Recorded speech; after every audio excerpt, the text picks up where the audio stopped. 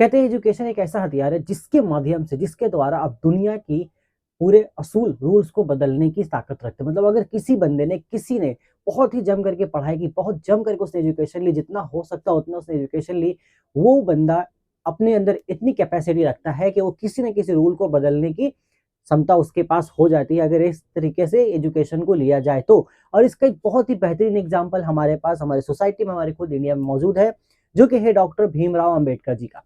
Doctor Bhimrao Ambedkar ji, जैसे कि हम सभी जानते हैं कि जिस दौर में उनकी पैदाइश हुई और जिस कास्ट से वो बिलोंग करते थे, जैसा उस वक्त उनके साथ बिहेव किया जाता था कि एक दलित कास्ट से वो बिलोंग करते थे, और उस दलित कास्ट होने के बावजूद जो छूत छात का जो उस टाइम जो प्रॉब्लम था, जो समाज में बुराई फैली थी, उन सभी चीज़ों को, इसके अलावा और भी बहुत सारी चीज़ें थी जिनका उन्होंने सामना किया।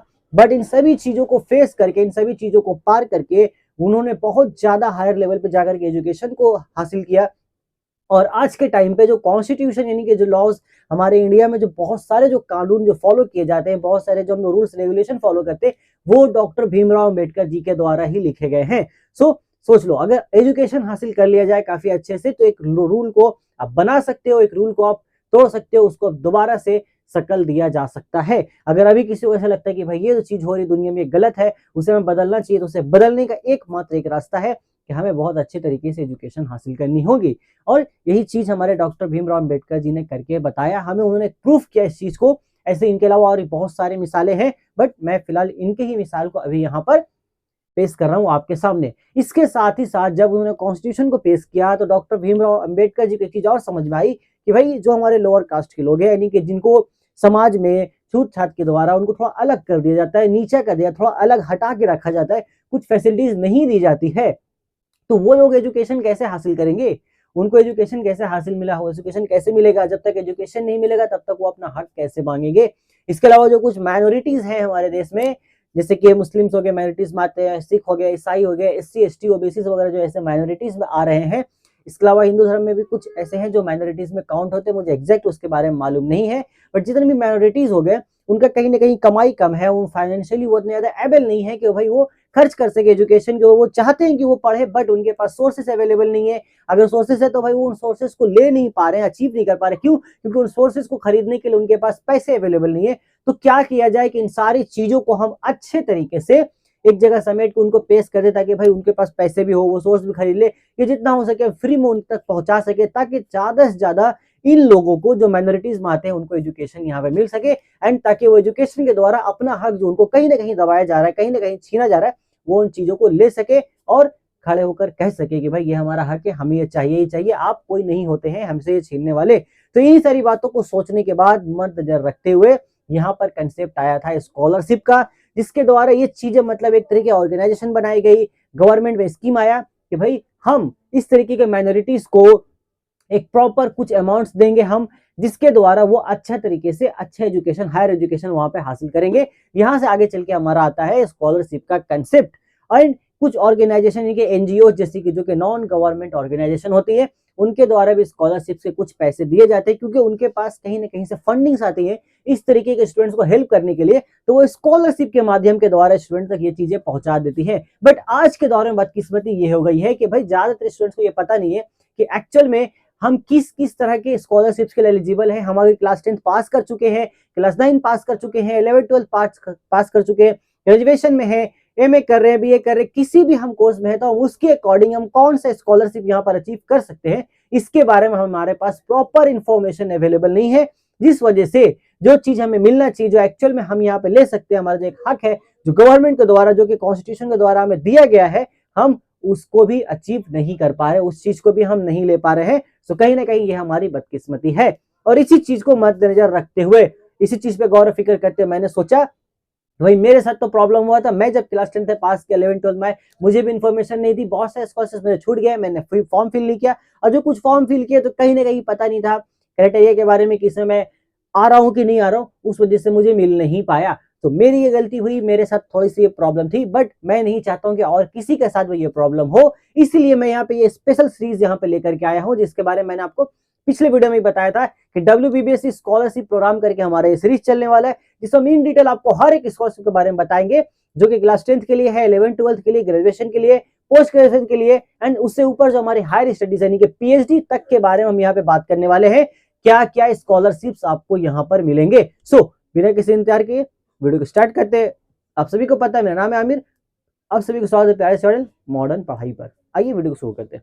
देखिए सो हमारा जो आज के वीडियो का मेन टॉपिक ये होने वाला है, यहाँ पे मैंने कुछ 5 बड़े जबरदस्त यहाँ पे जो स्कॉलरशिप्स होते हैं उनको चुना है, थोड़ा सा हमारा डिस्कस करेंगे और इन पे हर एक वीडियो मैंने हर एक स्कॉलरशिप पे एक डिटेल वीडियो आने वाला है जहां पर हम डिस्कस करेंगे उसके एलिजिबिलिटी क्राइटेरिया, कब वो अप्लाई कर सकते हैं, किस तरीके से अप्लाई कर सकते हैं, उसमें कितना अमाउंट आपको मिलेगा। कुछ कुछ स्कॉलरशिप्स ऐसी है यहाँ पर जिसमें आपको पर मंथ के हिसाब से पैसे मिलते हैं और ज्यादातर स्कॉलरशिप्स पे मैक्सिमम जो स्कॉलरशिप है 90% स्कॉलरशिप ऐसे होते हैं जहां पर आपको पर एनम यानी कि हर साल के हिसाब से पैसे मिलते हैं। बट कुछ स्कॉलरशिप्स ऐसे हैं गिनती के जो भाई पर मंथ आपको मिलते हैं, तो हमें वहां पर भी अप्लाई करना है क्योंकि पर मंथ अगर मान लो 2000-3000 करके अगर आ रहा है तो ये काफी बड़ा रकम होता है एक मिडिल क्लास के लिए, एक माइनॉरिटीज के लिए, कि भाई वो इस 2000-3000 जो उनको पर मंथ मिल रहा है उससे वो इजिली बुक्स कॉपीज वगैरह अच्छे खरीद सकते हैं, ट्यूशन के फीस को पे कर सकते हैं, ट्रैवलिंग अलाउंस उनका इसमें कवर अप हो जाता है। इसके अलावा और भी बहुत सारी चीजें इसमें की जा सकती है। सो एक एक करके यहाँ पे देखते हैं क्या मैंने यहाँ पे 5 निकाला आपको।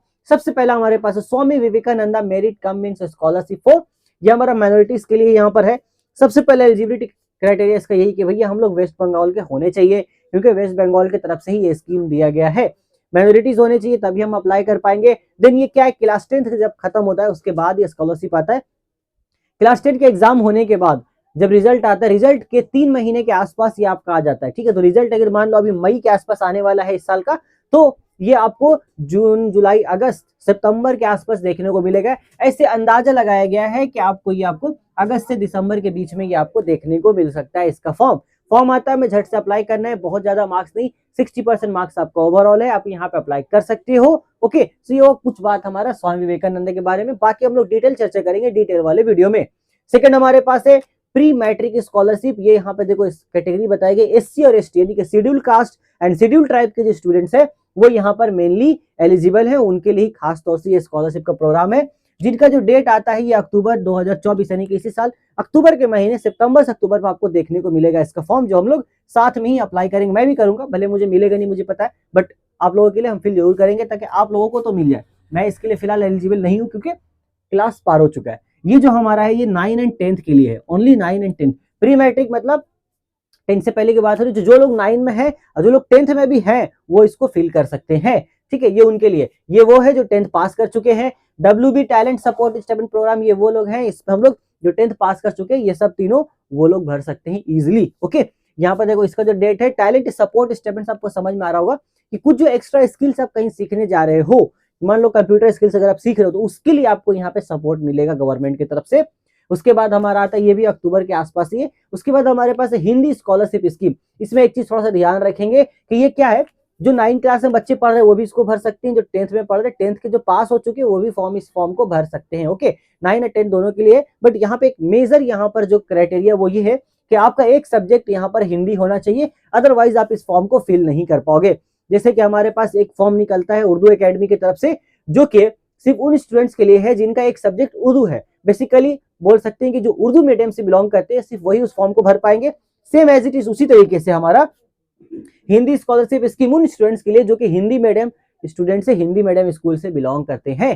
तो ये भी हमारे स्कॉलरशिप आने वाला है अगस्त से दिसंबर के बीच में। अब सबका डेट देख लो, अगस्त से हमारा आना स्टार्ट हो रहा है, यानी कि अगस्त जब महीना शुरू हो तो हम इस चीज के पीछे लग जाने के भाई फॉर्म आने वाले हैं, हमें फटाफट इसको एकदम फिलअप करना है, इन डिटेल में प्रॉपर डिटेल के साथ फिलअप करना है। मैं खुद करके दिखाऊंगा आपको कैसे करना है ताकि कोई भी डिटेल में मिस ना हो, कोई मिस्टेक ना हो, एंड देन हम अच्छे से अपना जो भी हमारा मिलना है इसमें स्टेपन वो हमको गेन हो पाए, जो अमाउंट हम यहाँ पे लेने वाले हैं, ठीक है।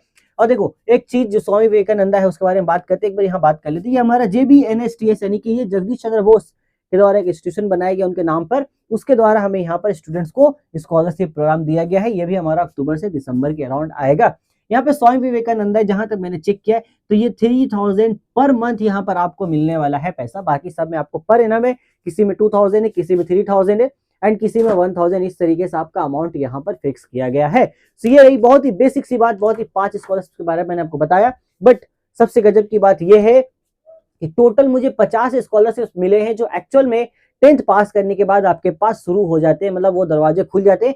और उनमें से 20 से 22 ऐसे हैं जो बोथ जो कि गर्ल्स एंड बॉयज दोनों के लिए कॉमन है, एंड जो उसमें लगभग आप चाहे हिंदी मीडियम को, उर्दू मीडियम, किसी मीडियम के स्टूडेंट आप उसमें अप्लाई कर सकते हो। बट बाकी के जो 27-28 हमारे पास बचते हैं, उसमें कहीं ना कहीं कुछ अलग क्राइटेरिया है कि आप हिंदी मीडियम से, उर्दू मीडियम से, या फिर कुछ मार्क्स का क्राइटेरिया कि आपको इतना थोड़ा हायर मार्क्स वाले हैं, या कुछ स्पेसिफिक सब्जेक्ट के अकॉर्डिंग है कि उर्दू में अगर इतना है या हिंदी में इतना है, तभी आप उसको फॉर्म फिल कर पाओगे, तभी आपको अमाउंट मिलेगा। एंड देन कुछ स्कॉलरशिप उसमें ऐसे हैं 10 से 12 जो सिर्फ और सिर्फ गर्ल्स के लिए है। ओके, जैसे कन्याश्री आप एक जानते हो, बट इसके अलावा और भी है यहाँ पर जो कि सिर्फ और सिर्फ गर्ल्स के लिए है। तो उन सारी चीजों के बारे में हमारे चैनल पे एक एक करके बात होती रहेंगी। मैं बस सिर्फ आप लोगों के लिए यहाँ पर मेहनत करके ये अच्छा से जेन्युइन कंटेंट देने की कोशिश कर रहा हूँ। उम्मीद करता हूँ जो बातें अभी तक आपको बताई गई हो आपको पसंद आई हो, एंड देन इस चीज को आप आगे शेयर भी करोगे अगर आपको अच्छा लगा हो, क्योंकि ये नॉलेज आप जितना ज्यादा लोगों तक शेयर कर दोगे, उससे क्या होगा, हम ज्यादा स्टूडेंट तक पहुंच पाएंगे, हमारा चैनल भी ऐसे ग्रो होगा आपके हेल्प के द्वारा, एंड देन ये जानकारी भी उन तक पहुंच जाएगी। तो मैंने मेहनत करके ये जानकारी आपको दी, आप थोड़ा सा मेहनत करो, बगल में एक शेयर का बटन उसको दबाना है, बस व्हाट्सएप पे, फेसबुक पे, इंस्टाग्राम पे, जहां पे आपको अच्छा लगे आपको वहां पे शेयर कर देना है। ओके, इससे हमारी थोड़ी सी हेल्प हो जाएगी। बाकी आप नीचे कमेंट करके अपना राय बता सकते हैं सीरीज के बारे में, एंड देन आप क्या कौन से चीज पे आप पहला वीडियो देखना चाहते हो वो आप बता सकते हो। मेरे हिसाब से मैंने एक लिस्ट तैयार कर रखा है, मैं उसके अकॉर्डिंग सब यहाँ पे लेकर के आऊंगा। बट अगर कोई ऐसा स्कीम हुआ जो आप पहले जानना चाहते हो तो आप कमेंट कर सकते हो, उसके अकॉर्डिंग मैं उसको पहले दे दूंगा। क्यों? क्योंकि आपकी मर्जी जैसी होगी वही मेरी मर्जी होगी। ठीक है, ओके। तो यहाँ तक ये हमारी पूरी बात है जो आज की वीडियो में मुझे शेयर करना था। इसके अलावा बाकी सारी बातें होंगी 1 by 1 अलग अलग डिटेल्ड वीडियो पे। यहाँ तक अब कुछ नहीं है, बस हो गया। और आज का जो दिन है वो काफी ज्यादा स्पेशल है मेरे लिए। आज मैं थोड़ा बहुत ज्यादा खुश हूँ, और खुश होने का बहुत सारे रीजंस है। यहाँ पर एक बहुत ही बड़ा रीजन है, मैं आपको हिंट देता हूँ गेस करने के लिए, हो सकता है आप गेस कर पाओ। मैंने आज से जब मैंने वीडियोस डालना शुरू किया था अभी कुछ महीने पहले से, तो मैंने आपको बताया था कि मैं कुछ प्रिपेयर कर रहा हूँ काफी अच्छे ढंग से, जिसमें मैं अच्छे तरीके से आपको एक कंटेंट प्रोवाइड कर पाऊंगा बहुत अच्छे लेवल पे, स्पेसिफिकली एक डेडिकेटेड प्लेटफॉर्म बनाने की जो मैं बात कर रहा था आप लोगों से। तो आप कमेंट करके बता सकते हैं कि आपको याद है कि नहीं, मैं क्या बात कर रहा था, क्या प्लेटफॉर्म के बारे में। देखते हैं आप लोगों में से किन को वो चीज याद है। जो चीज मैं बात कर रहा था वो ऑलरेडी बन के तैयार हो चुकी है, उसके बारे में हम लोग बात करेंगे अगले दिन वीडियो में, प्रॉपर उसके बारे में डिस्कशन होगा। अभी वो चीज तैयार हो चुकी है, मैं खुद इस चीज को अभी अच्छे से और डेकोरेट कर रहा हूँ, उसमें मटेरियल ऐड किए जा रहे हैं ताकि आप लोगों तक काफी ज्यादा अच्छे तरीके से बेहतरीन वे में बढ़िया से बढ़िया कंटेंट हम आपको दे पाए। बस यही हमारा एक एम है, और उम्मीद है कि इस काम में हम अच्छे तरीके से आगे बढ़ रहे होंगे। बाकी आपका सपोर्ट रहा तो हम और इससे भी बहुत ज्यादा आगे बढ़ते हुए चले जाएंगे। चलिए ठीक है, आज तो हो गई हमारी बहुत सारी बातें, अब थोड़ी बातें आप कल के लिए रखते हैं, कल के दिन करेंगे, जिसमें हम लोग यहाँ पर एक स्कॉलरशिप के बारे में डिटेल चर्चा करेंगे, क्या हमें कैसे अप्लाई करना है। एंड देन जो स्टूडेंट्स हमारे पास करियर गाइडेंस प्रोग्राम का वेट कर रहे हैं, थोड़ा सा वेट कीजिए, एक दमदार वीडियो तैयार कर रहा हूँ उसके लिए, थोड़ा सा मेहनत लग रहा है। क्यों? क्योंकि मैं चाहता हूँ वहां से कुछ ऐसा आपको दूं जिससे आपको एक बहुत बढ़िया ओवरव्यू हो जाए कि हाँ भाई ये सारी चीजें हमारे लिए मैटर करती है एक्चुअल में स्ट्रीम को चूज करने के लिए। अदरवाइज क्योंकि वो जो कुछ फालतू की बातें होती है वो मैं करने वाला नहीं हूँ, बहुत ही जेन्युइन चीज आपको देने वाला हूँ। वो चीज जो मेरा खुद का पर्सनल एक्सपीरियंस है, जो बहुत सारे टीचर्स से बात करके मिले, जो बहुत सारे स्टूडेंट्स से मुलाकात करने से मिली है, खुद का अपना पर्सनल एक्सपीरियंस वो शेयर करने वाला हूँ। तो वीडियो काफी दमदार होने वाला है, थोड़ा सा डिले होगा 1 से 2 दिन और, बट वो आएगा काफी डिटेल में, उसमें आपके साथ चर्चा की जाएगी किस तरीके से आपको स्ट्रीम चूज करना है, एंड अलग अलग स्ट्रीम के ऊपर भी वीडियोस आने वाले हैं।